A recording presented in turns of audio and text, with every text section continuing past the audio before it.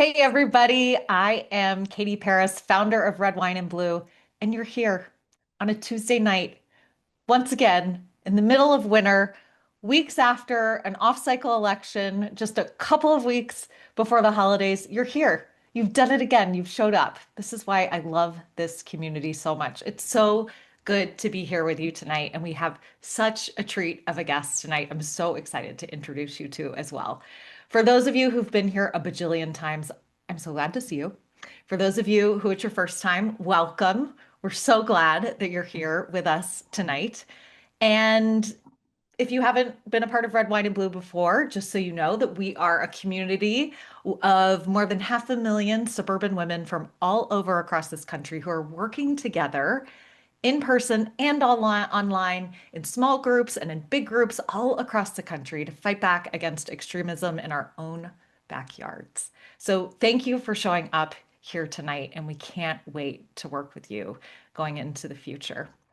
Okay.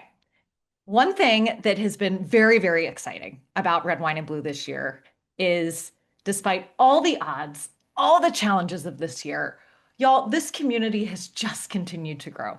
We now have these local groups, our Trouble Nation groups, all across the country in all 50 states.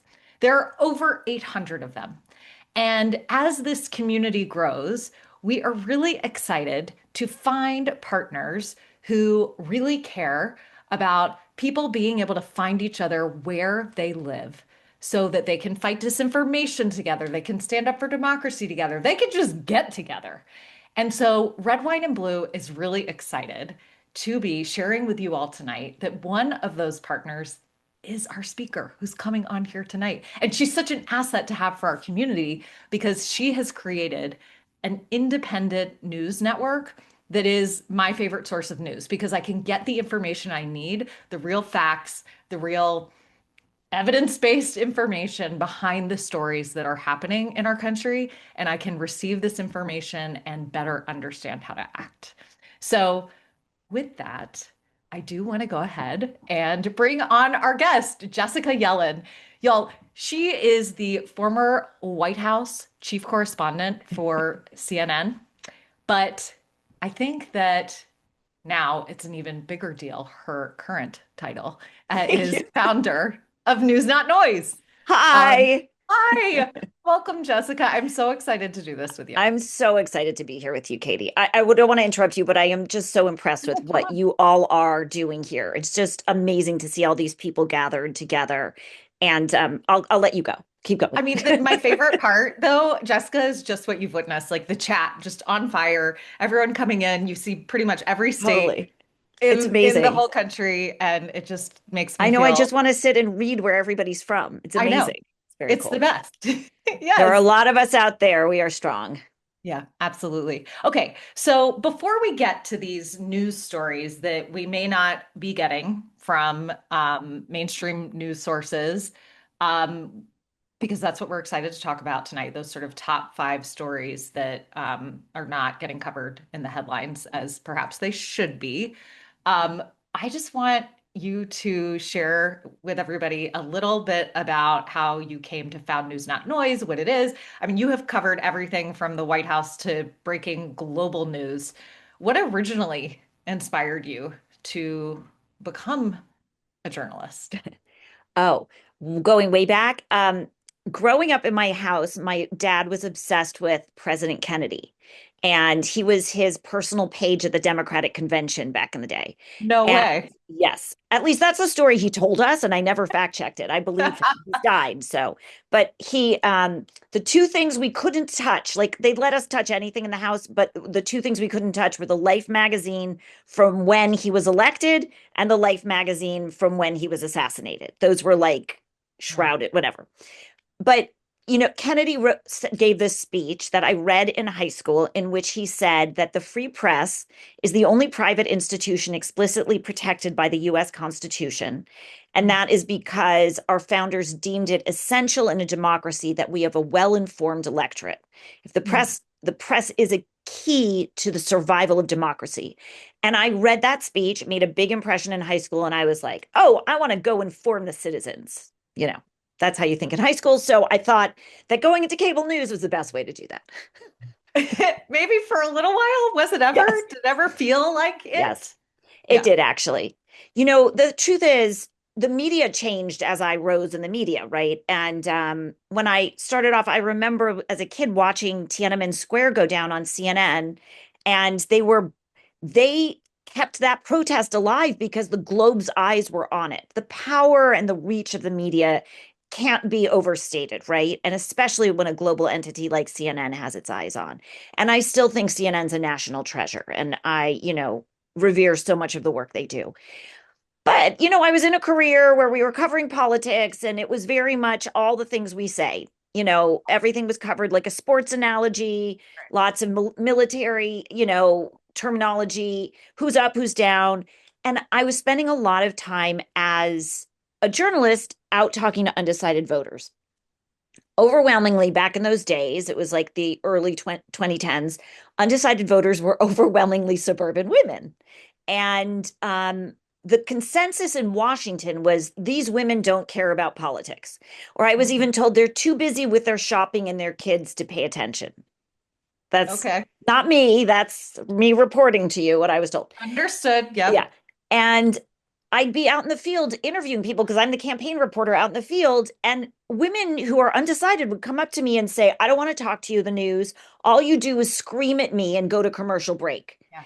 I'd rather watch the crime channel.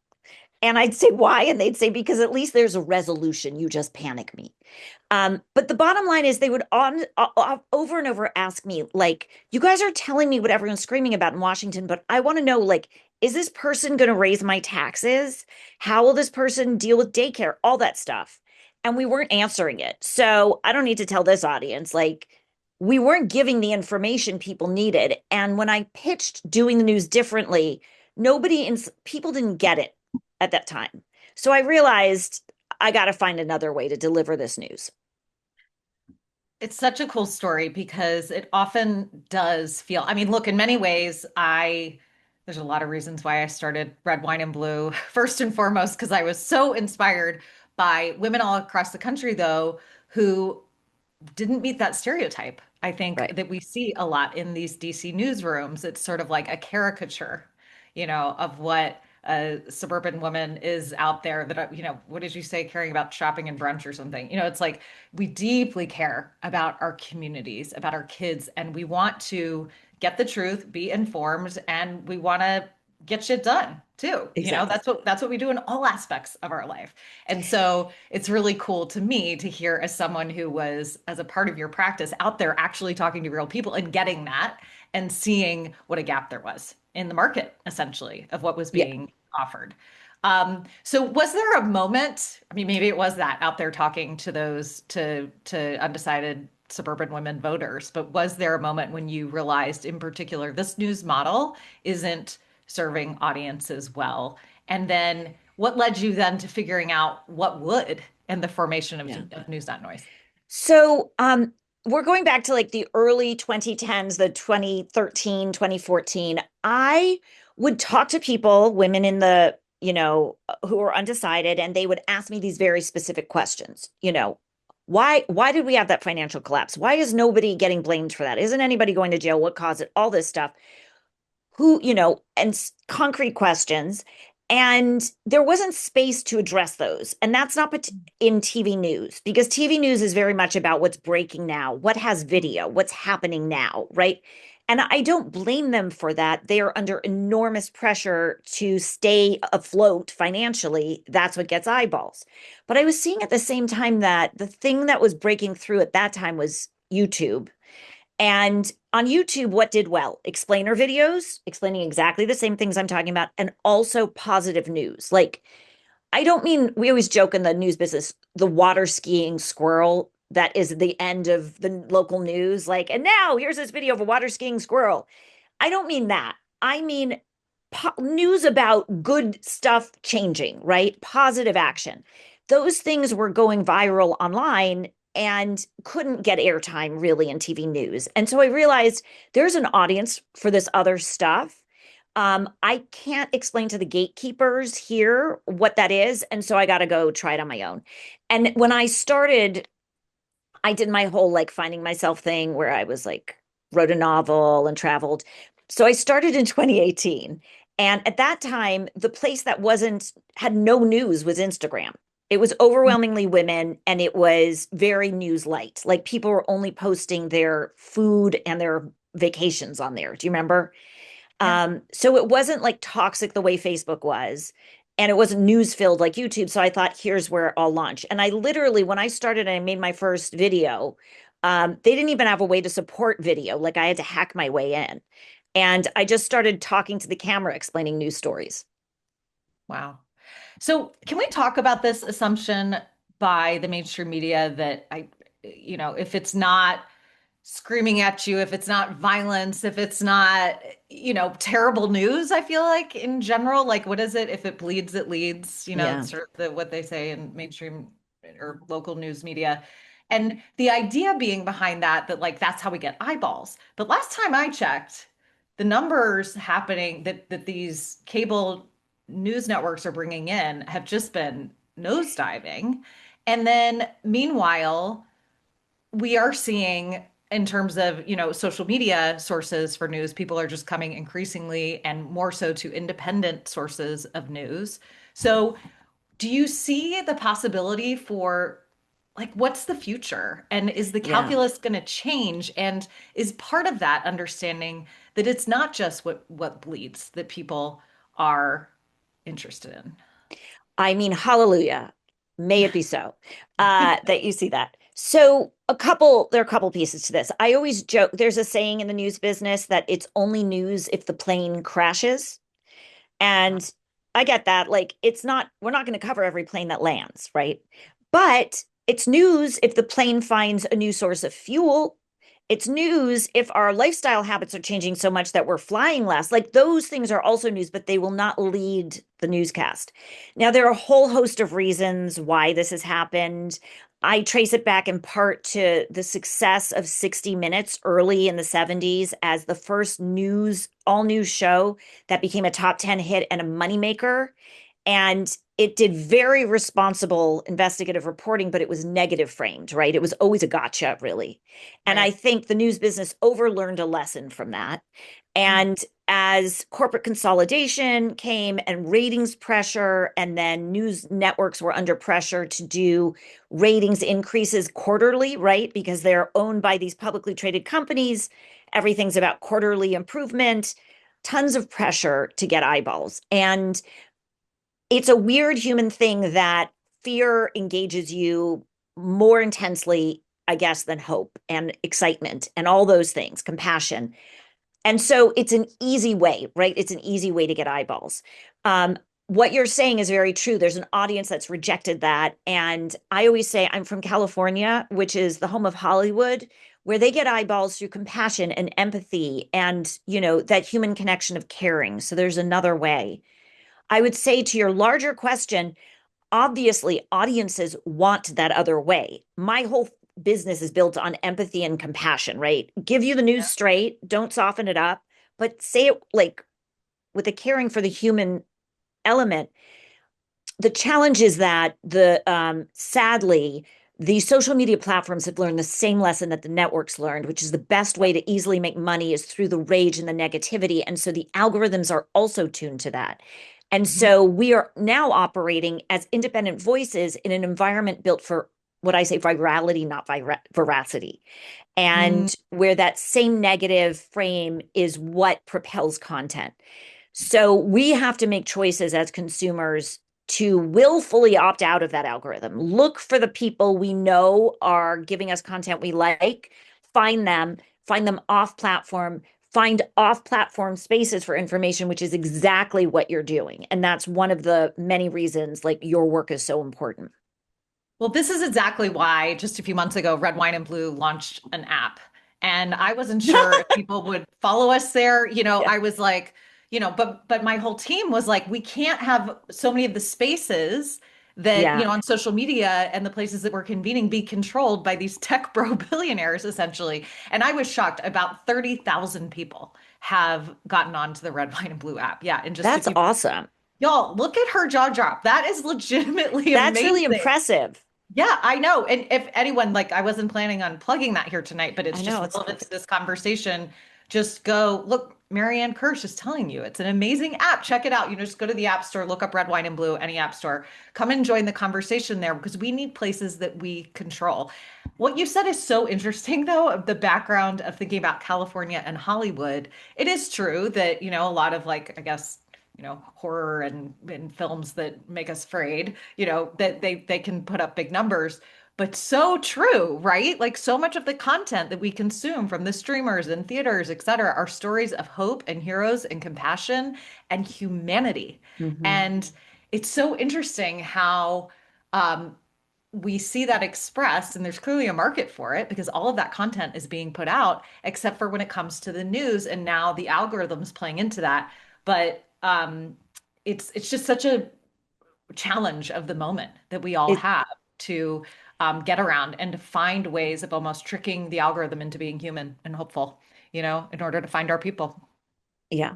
And I think it's partly we're going to have to find some off-platform spaces like your app, like Substack, other places Yep. where you are choosing. You're not being fed what an algorithm wants you to see. Yeah. And I'll just say this quickly, so I know we have to get to the news, but um, I do think we're in what I call the awkward adolescence of a media revolution. We're in this turning point where this snapshot in time is very concerning, but there's an opportunity to build new forms so that going forward, we're not subject to these algorithms only. I love, and I'm writing down that we are in the awkward adolescence of a media revolution. I'm all Revolution. for a revolution, and if we have to go for a little Right? adolescence, It's like, okay, it's worth it. We can, pop our pimples and move right on, move right on through. Okay, so I do want to talk about what these headlines are. We want to dive in. What okay. are the top 5 stories that we are not hearing about on the news or through our social media feeds if we don't follow news, not noise, that is. Anyway. Okay, so I there are many stories, but I picked five that I think are worthy of much more attention than they're Great. getting. Yep. Um, Number one is Palantir. Palantir is this company co-founded by Peter Thiel. Its CEO, Alex Karp, got a ton of press this week because he was basically over energetic at a New York Times DealBook Summit, where people were like, what caused this over energy? But the reason they matter is they're a $450 billion technology company that uses AI software to help governments and large organizations analyze their data. What really matters about them is that this company recently got access when Doge opened up the government and government data rooms. Palantir went in, and there are reports, including from the New York Times, that Palantir is now gathering data on Americans from agencies like the Social Security Department, like DHS, like the IRS, and for the first time ever, breaking the privacy silos that keep us all separated and keep our identities from full government analysis. And that they're creating unified profiles on each of us so that we'll effectively have a surveillance state with an ID for each of us that is searchable by the government.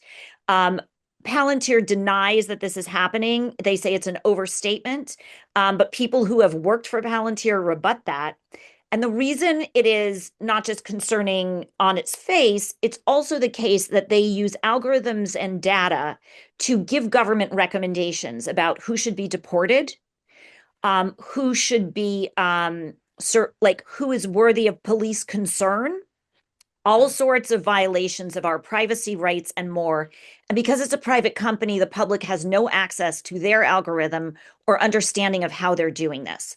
So for me, this is the number one story, even though it seems abstract, because if, let's say, it is the thing that could give an autocratic leader the kind of power and control that makes him very hard to defeat. And so watching them is vital. Is this also the data I have seen that it could be used to just to drive healthcare coverage decisions?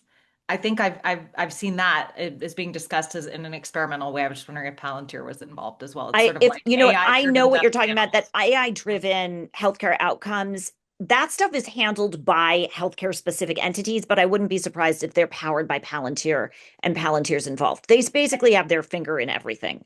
And does this also, it seems to me, I'm just hearing more and more every day about these data centers, multi billion coming into communities that might not know how much we need to fight back. There's a lot of concerns about environmental risk, the increased energy bills being foisted upon all of us. Is Palantir directly related to that Oh as yeah, well? they rely incredibly heavily on AI Yeah. and all of those data farms and those data centers are intended to power the AI and the chips Yep.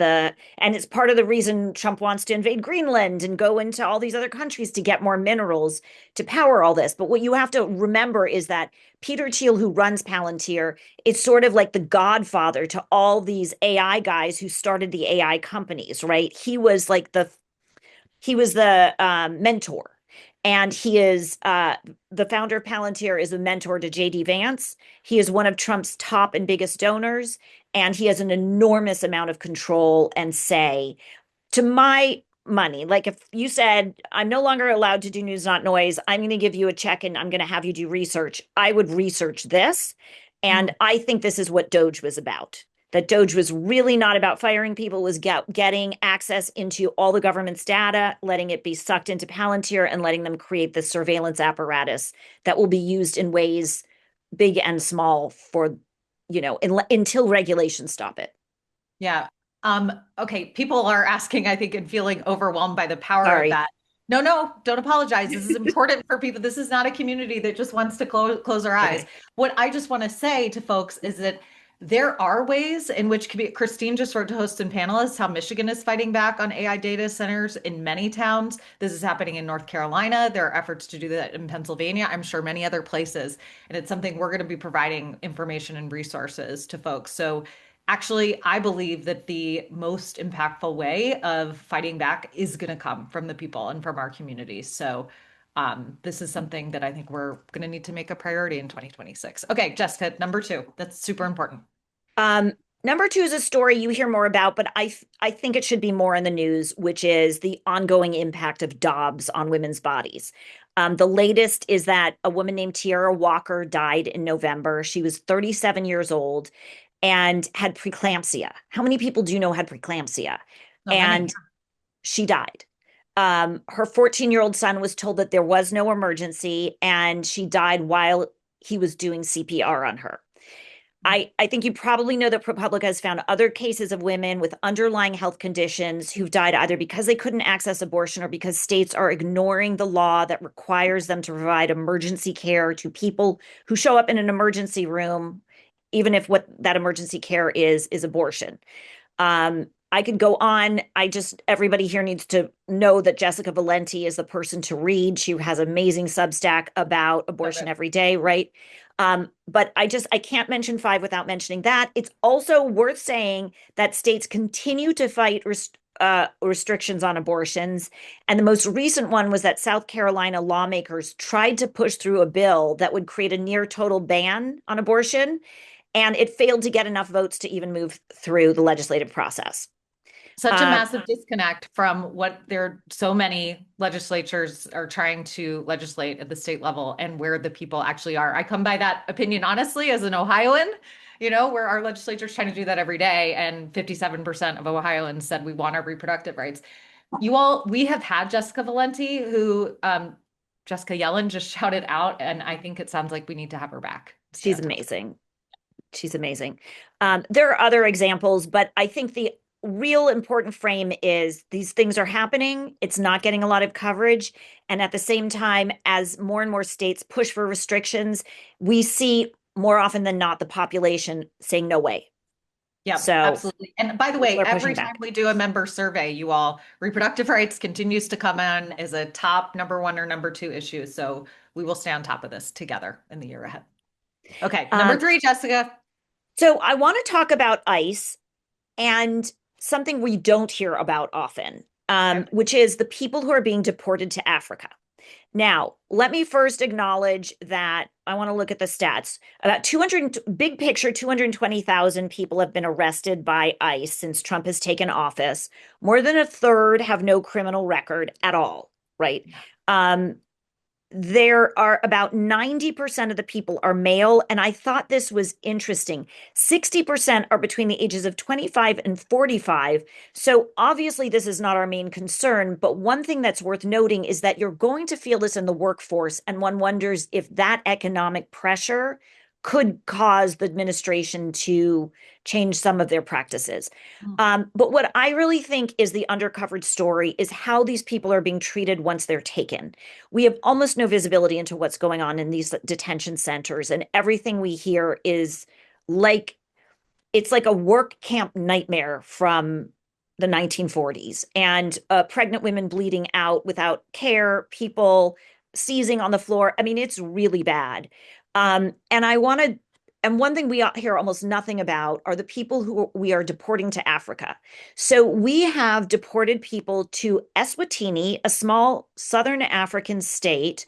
15 people were taken there, and one person um, has been known. I want to look at, wait, I think one person there was, let me make sure I have this right, committed suicide if it was in Eswatini. So most of the people have been in solitary confinement. There's very little information on what's happening to them, and somehow I've lost it in my notes, but in one of these countries, there was a case of attempted suicide. Another place that are taking detainees is Ghana.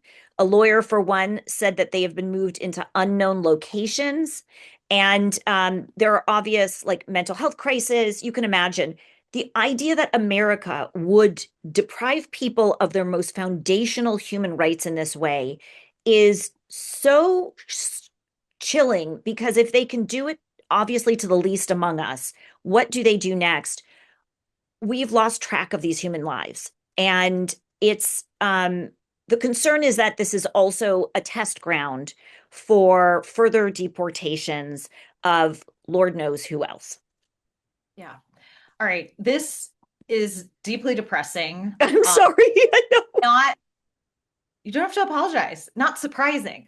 We all have been touched by this in our communities or a community nearby.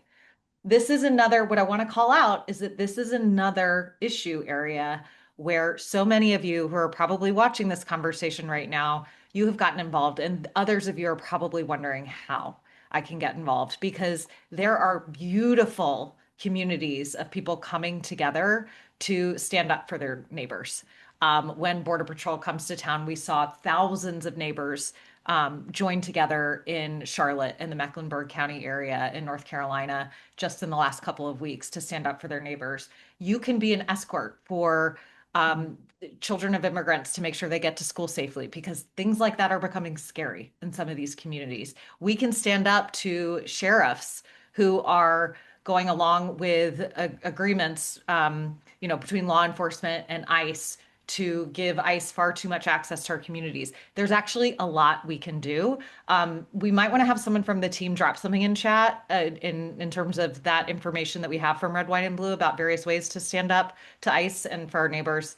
But this is just another area that I think the news is only actually truly disempowering and feels like something I need to turn off if I don't feel like there's anything I can do about it. Yes. But that's another reason why I'm excited I to be love this. you. But 100%. anyway, so we'll get more into that, into And things we can do. But go ahead, Jessica. somebody asked what countries people are being deported to. They are South Sudan, Rwanda, Uganda, Eswatini, and Ghana. Those are the African countries. There are others in South America. Okay. Okay, number four. Yeah. We've Okay. got two more to go.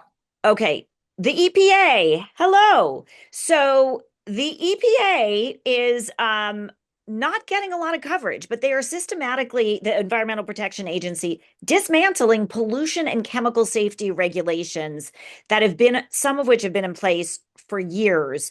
And a lot of former chemical industry lobbyists are running the agency.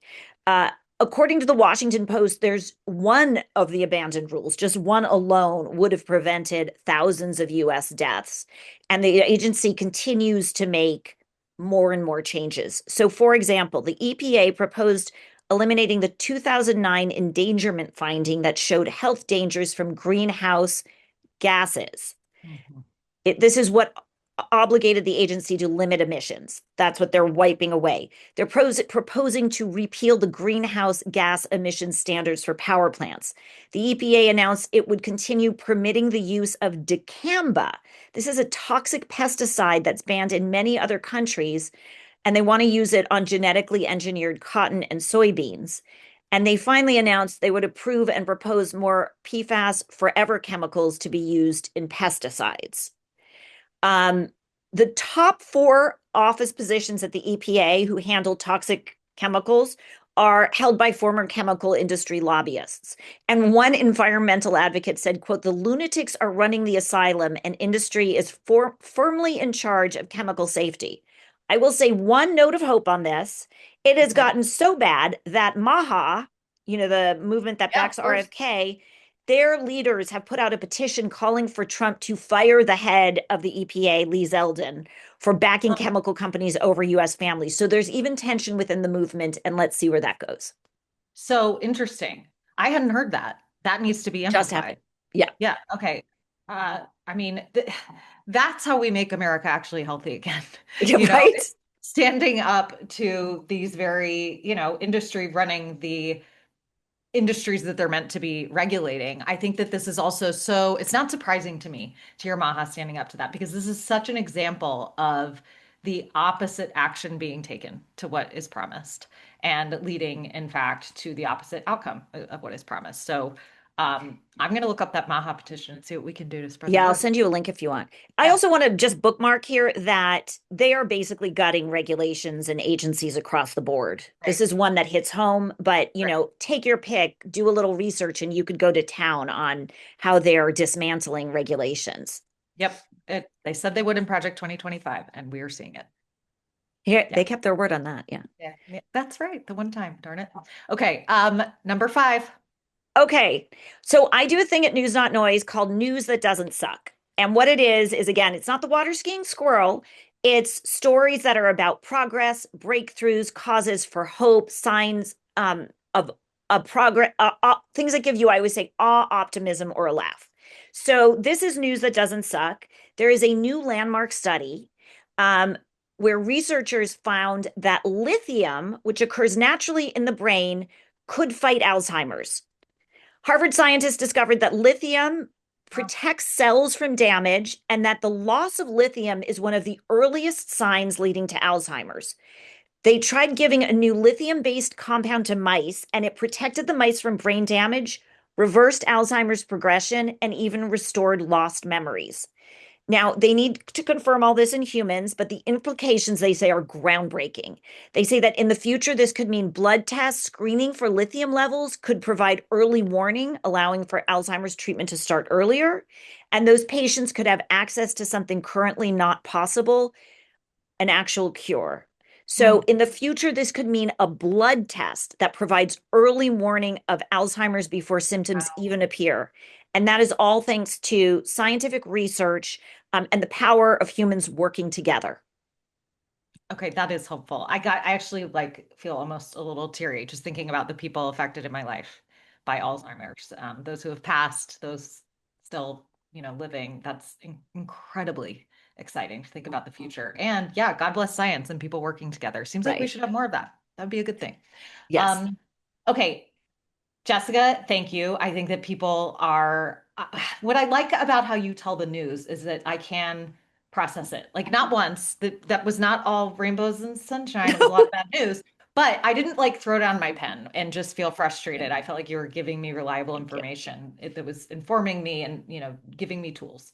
Um, okay, so with that being said, I want to share with folks a little bit more because we have a couple special guests we get to bring on now. So Jessica and I connected, I don't know, sometime early this year. And it was because I had heard her talking on some of her Substack lives and podcasts with experts on authoritarianism and other folks just trying to find our way in this moment in the world.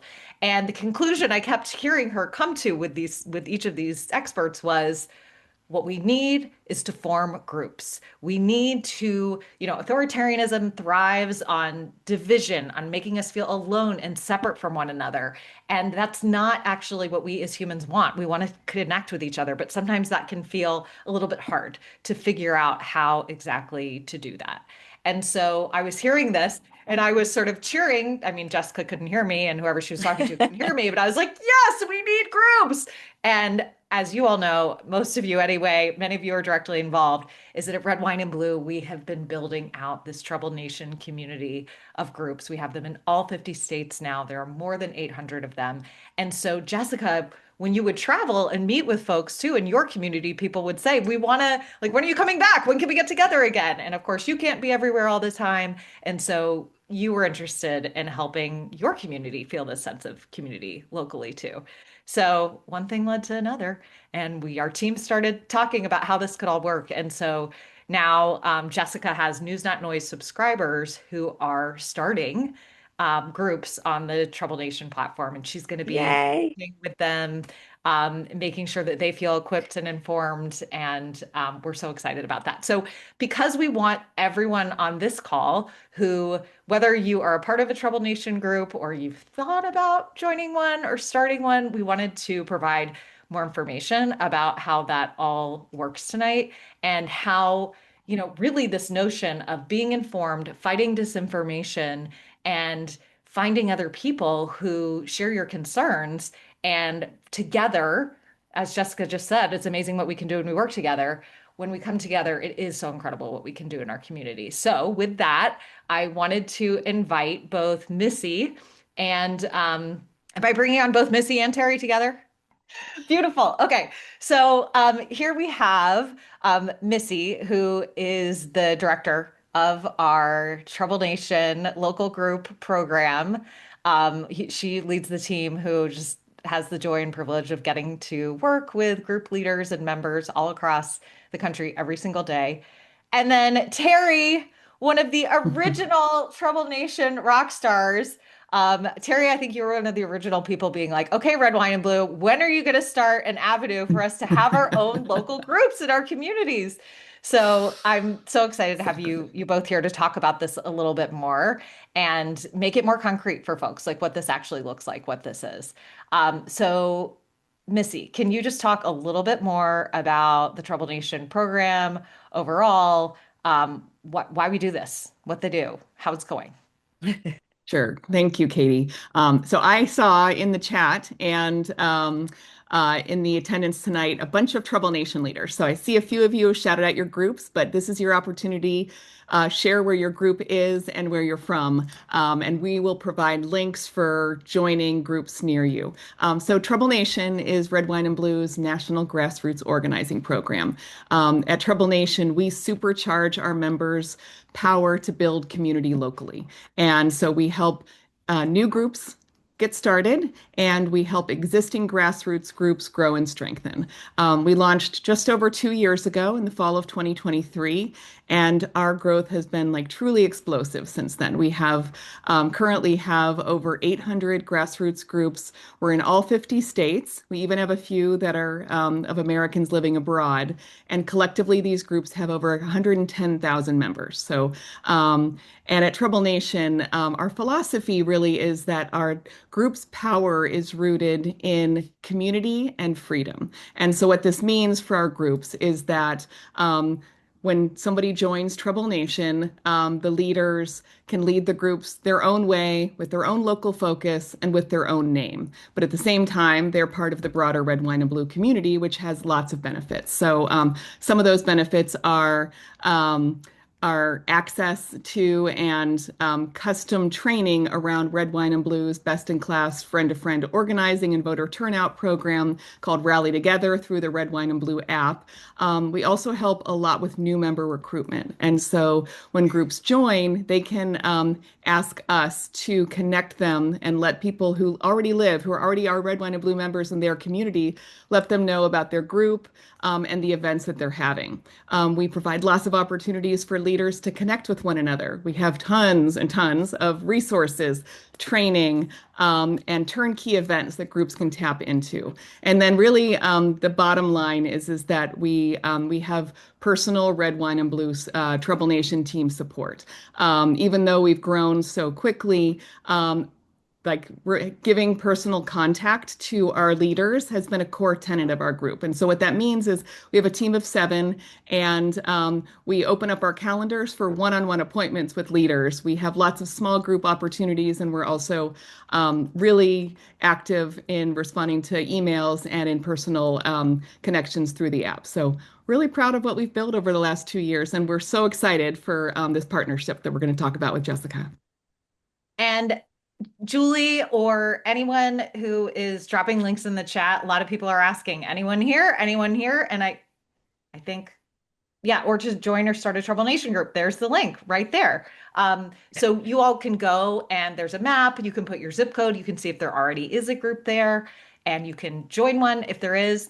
If there is not a group near you, then, just fill the form and have a conversation with Missy or someone else on our team about the possibility of starting one. We make this something anyone can do, and we promise you that it's going to feel great if you just take that first step. Okay, Terry, I want it. Well, first, Jessica, when it comes to why is it that when you heard about this program that we have of people being able to form groups all across the country, why, as the founder of an independent news network, were you like, yes, this is for my community. This is what we need to do. Because so much of the work leads to people saying, what can I do now? Right? Like part of the way I do news is about, I always say, I'm giving you information, not a panic attack. So you feel empowered to learn more and act. I'm a Yeah. journalist. I can't tell you what to do. I can't push actions, but I want to give people a way they can get involved. And there's nothing more healing than connecting with other people in your community, than having these conversations in groups, and just what you're doing here to see that there are so many other like valued people who care and are connecting to take action and just learn. And so I just think it's healing and it's important for our democracy. So when I saw what you're doing, I was like, oh my gosh, this is sent by the universe. I agree. It's so set by the universe. And there are so many people who, maybe they've never met you, but they've followed you on Instagram for years. They feel like they know you, they trust you. And so being able to do that handoff of like, here, find other people who feel like you do, who share your values, who share your sense of concern and are trying to figure out what to do about it and to push back Yeah, against that feeling of loneliness and to remember that, no, we're actually the majority here and we represent American values and let's get together. That is such an empowering feeling for people to have. And I'm excited because I think that people are getting their news from so many independent sources online. And the more we can use that as an invitation, totally. to engage with others where they live. Because sometimes, the internet can, yes, it connects us, but it can also make us feel super lonely if we don't Mhm. use it as a tool for real human connection. Connection. Yeah. Okay, so Terry, someone who has done this masterfully from the very beginning. Tell us about the Medina Mavens All in right. Medina, Ohio. Tell us Thank how you. how did it all get started? Yeah, so thank you so much for spotlighting the Medina Mavens. And really, I am one of 4 leaders who share equally in the leadership of this incredible group of people. But back in 2022, when the Dobbs decision happened, several of us just lost our minds. And we live in a very red, small town community in Ohio, where we thought, most of us felt like we were the only people who were losing our minds about extremism and what was happening. And so we decided at that point that we needed to do something. So we started having coffees and reaching out to some friends. And we found out that a lot of other women in our community felt similarly, like they thought they were the only ones. Mm. And so we decided that we would create this group of the Medina Mavens and become a fiercely nonpartisan group of citizens that were going to work in this red county to focus on challenging MAGA extremism. So we started with 4 friends and in a shared leadership kind of modality. And slowly, although it seems like it was quickly, we gradually have grown to get this almost 1,000 members in. A thousand friends. I love it. I got to go to Yes, Medina Maven's meeting not so long ago, we and that's sure what it did. felt We like. loved it. It was my first one. Terry and I live about an hour apart, and that's what it felt like, just walking into such a warm room of friends. And I also just want to shout out this shared leadership model you all have. And that's something too, is that if you're thinking, oh, I don't know if I could do that and I wouldn't want to take that all on myself, that's not the expectation. Like fill out the form and connect with us about this opportunity. And chances are there's someone who's feeling the exact same way who lives near you. And we love being a matchmaker for new best friendships, around causing good trouble. And I know, um, Terry, that you were not friends with the women that, you didn't know everyone, Oh, who's around no, now. I no. mean, this has been, but I love how the relationships are formed.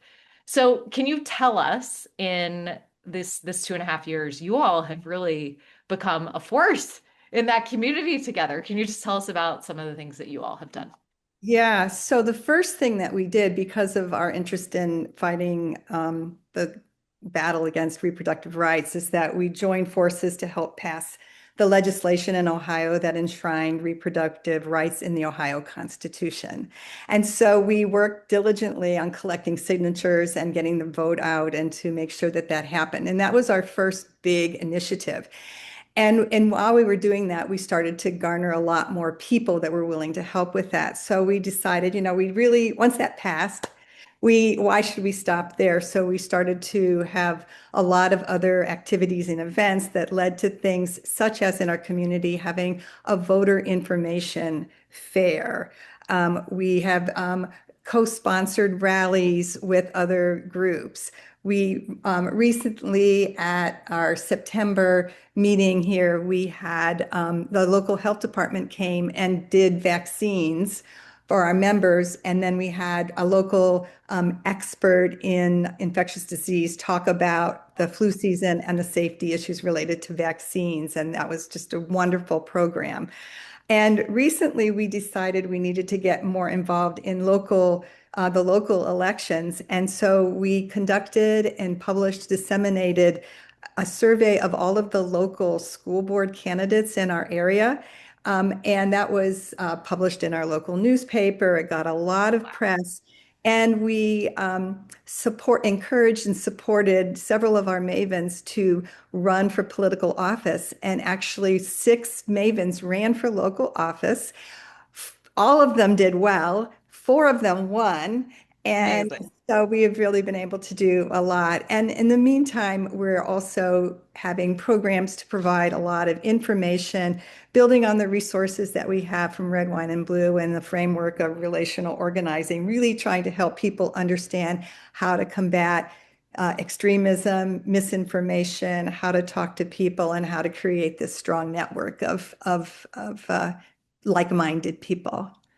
I can't express how incredible it is that you all have done that in such a short period of time. I mean, going from 4 friends to doing a candidate survey, nonpartisan for local offices, and the local paper printing it, like that is such an amazing service you're doing Mhm.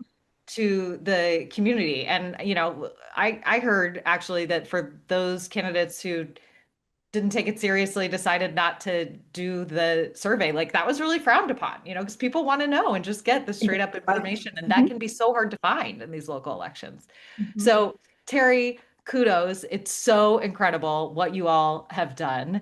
Having women run for office who had never even considered getting involved politically. We have heard that all across the country this year, and to have six of you run just from one group is just so incredible. And that's what happens when we have each other's backs and we believe in each other and work together. So thank you for sharing that. And y'all, Missy is so great to work with. If anyone is wondering, should I give this a shot? Like, give it a shot. You get to talk to Missy and hang out with people like Terry. Like, why the heck not? What do you have to lose?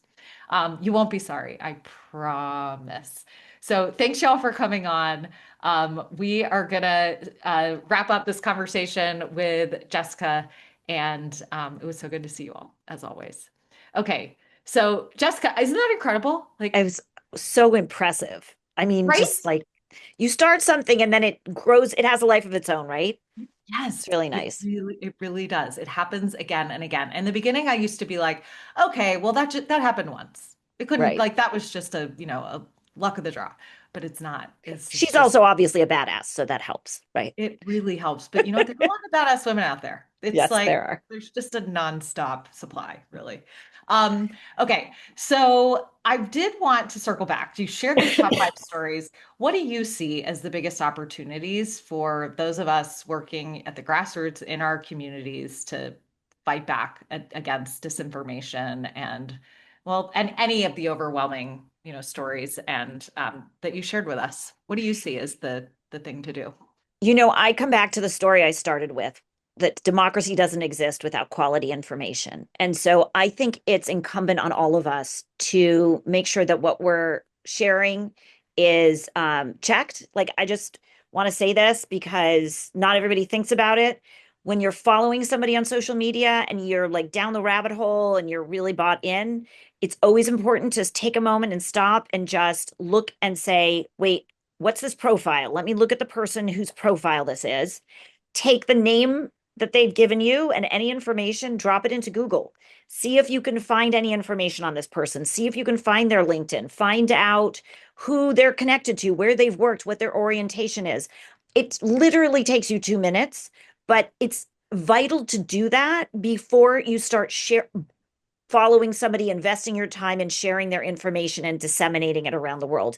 There's a new report I just saw that Nick Fuentes, that far right extremist guy who says women shouldn't vote and is getting tons of press, is getting all this attention from the mainstream media because he is being pumped up by bots and bot farms overseas that are just accelerating his information. So don't believe everything just because you see it on social media. I know we say this all the time, but we still end up doing the sharing. So for me, it's about deciding who your crucial sources of information are. And I have a news diet. You pick five, you decide the times of day you want to check them, and you stick to it. And then Mm, if you're going down a rabbit hole, we all do it. Then you remind yourself, oh, I picked only five sources, and 3 times a day I'm not supposed to be doing this. It's a nudge to yourself. And then just be like the sharer of good information. yeah. And the feedback I always give people is when you confront somebody, you're with somebody who's sharing disinformation, who disagrees and has bad facts, you ask them questions. You don't challenge them. You don't tell them that their information's wrong. You ask, like, that's interesting. If that's true, why is this true? If that's true, what do you think their motive is for saying that? Something that stays in their mind that they can change, they can think about themselves. You give them tons of amazing resources and community and ways to take direct action. I just want to go back to that first step that to act, Yeah. you need this quality information. And so finally, we all think very hard about what we put in our bodies and our mouths. We should spend a minute thinking about what we're putting in our brains too. I love that. That is a really smart way to put it, actually. Why can't we spend the 2 minutes or 20 seconds even on Google? Because I think what happens, Jessica, is that we substitute sometimes the number of views or likes on a post for we think, oh, it has 1 million views. It must be right. No, what that actually means is that it's just eliciting, maybe a feeling like anger that is triggering to the algorithm to show it to more people, to keep people on the platform longer so they view more ads. That's it. That is Right. all that number means, and that that is not a substitute. So that views number does not signal veracity, right? As you said, because vitality, virality is not the same thing as veracity. And Or comments. Don't mean it. You could right. have a post that have tons of comments saying, this is not true, this is a lie. And that drives up engagement and watches. Yeah. Yes. I think this is so important, and I like how much you are being specific with folks too about the news diet, because I think so often people will say like, well, fact check your stuff, and but like you're being specific about it, how to do it. And I think that thinking about what those five sources are is a really smart way too, and just remembering like to keep ourselves in check when we feel ourselves getting sort of drawn down that rabbit hole. Can I say one more thing?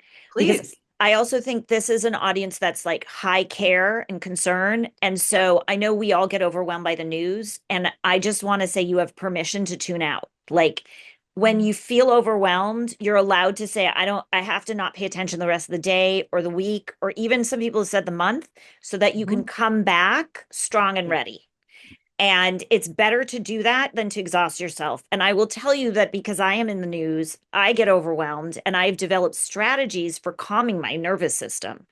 And so we all need them. And I'll tell you the craziest that actually makes sense is if you're completely overwhelmed, put everything down, take off your shoes and walk in grass. It literally grounds you.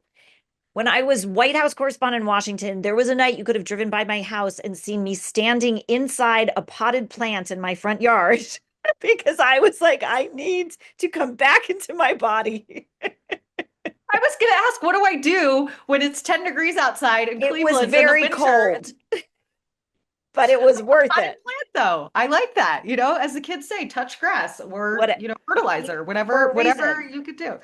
I love that so much. And the permission to tune out is important.